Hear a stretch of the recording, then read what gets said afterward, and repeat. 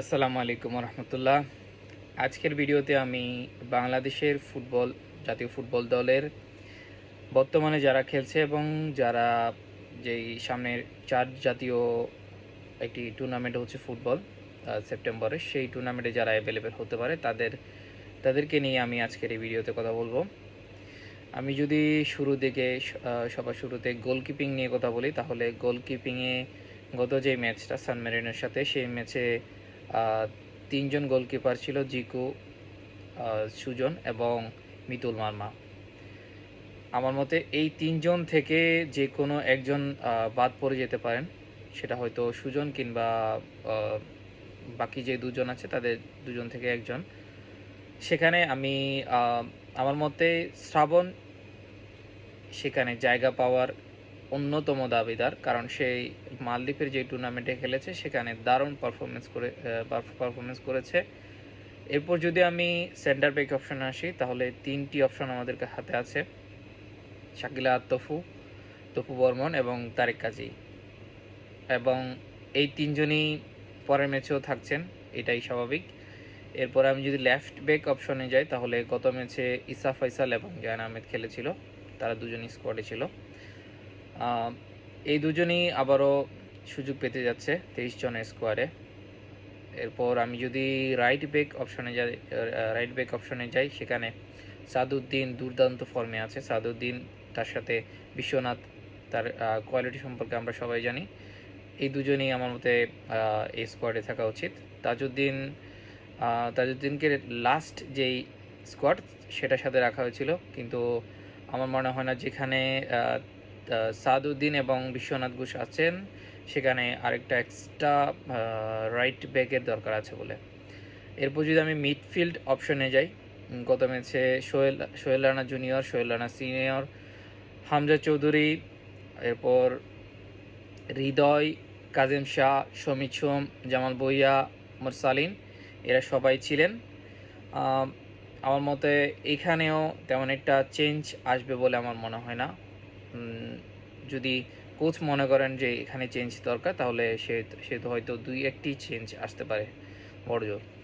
আর আমাদের যেই অরিজিনদের available list, সেখানে বর্তমানে মিডফিল্ডে কেউ নতুনভাবে যোগ দিচ্ছেন না। হামজা এবং কাজেম শাহ, এরপর শমিত সোম, এই তিনজনই অরিজিন ফুটবলার হিসাবে এই দলে মিডফিল্ডে আছে। এরপর যদি আমি লেফট উইং অপশানে যাই, লেফট উইং অপশানে আমরা ফারহান আলী ওয়াহিদের অ্যাভেলেবিলিটি সেটা দেখতে পাচ্ছি। সেখানে ফারহান আলী ওয়াহিদ অবশ্যই থাকবেন, তার সাথে ফাহমিদুল ইসলাম, এবং রাইট উইংয়ে অনেক দিন পরে রাকিব হোসেন ফিরতে যাচ্ছে। রাকিব হোসেনের সাথে গত ম্যাচে রাইট উইংয়ে খেলেছিল রফিকুল ইসলাম, এরপর শারের ইমন ছিল, এরপর এই দুজনই ছিল রাইট উইং অপশনে। সো আমার মতে এই দুইজন রাইট উইংয়ে পরের একাদশে সুযোগ পাচ্ছে না। হয়তো মিরাজুল ইসলাম, সে আবারও জাতীয় দলে ব্যাক করতে পারে। মালদ্বীপের যে টুর্নামেন্ট সেখানে সে দারুণই খেলেছিল।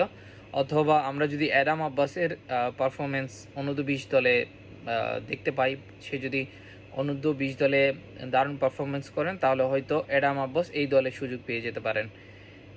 এরপরে আমি লেফট উইংয়ে গত ম্যাচে ফয়সাল আহমেদ ফাহিম খেলেছেন। হয়তো ফয়সাল আহমেদ ফাহিম এই ম্যাচেও তৃতীয় লেফট উইং হিসেবে সুযোগ পেতে পারেন।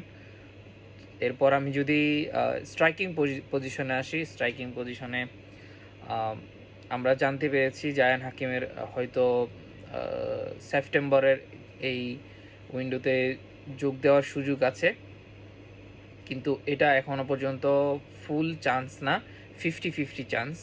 এরপর আমি যদি আরও একটা স্ট্রাইকার ট্রেভর ইসলামকে নিয়ে কথা বলি, তারও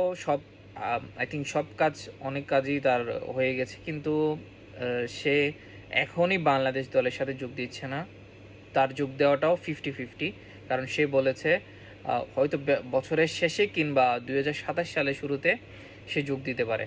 সো আমরা হয়তো ধরে নিতে পারি যে সে নভেম্বরে অথবা যেই জানুয়ারির যেই উইন্ডো থাকে সেই উইন্ডোতেই হয়তো যোগ দিতে পারে।